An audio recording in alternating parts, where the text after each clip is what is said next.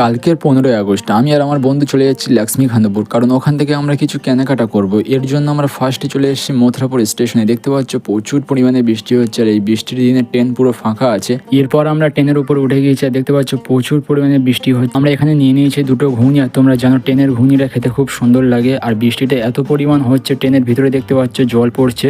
এরপর আমরা ট্রেন থেকে নেমে চলে যাচ্ছি সামনের দিকে, কারণ ওখান থেকে আমরা পতাকা এবং ফুল টুল নেবো। কারণ কালকের 15ই আগস্ট যেহেতু অনেক বৃষ্টি হচ্ছিল, ওই জন্য আমরা ভালো করে ভিডিওটা করতে পারিনি। তারপর দিন দেখতে পাচ্ছ এখানে আমরা ফুল টুল কিনে নিয়েছি। দেখতে পাচ্ছ এখানে গ্রামের ছেলেরা এবং স্কুলের ছেলেদের নিয়ে কিন্তু আমরা পতাকা উত্তোলন করেছি। এখানে উপস্থিত ছিলেন সীমানা মসজিদের ইমাম সাহেব এবং ওখানকার মেম্বার, এবং আরো উপস্থিত ছিলেন অনেক সম্মানীয় ব্যক্তিগণ। আমরা যখন পতাকাটা উপরে তুলছি দেখতে পাচ্ছ প্রচন্ড পরিমাণে বৃষ্টি হচ্ছে। এই বৃষ্টির সময়ও কিন্তু আমরা পতাকাটা উপরে তুলেছি। আজকের দিনটা কিন্তু আমাদের সকলের কাছে বড় খুশির দিন। এরপরে আমরা কিছু খাওয়া দাওয়া সবাই মিলে করে আজকের ভিডিওটা এখানে শেষ করলাম। ভিডিওটা ভালো লাগলে অবশ্যই like, comment, share and subscribe করুন। জয় হিন্দ, জয় ভারত।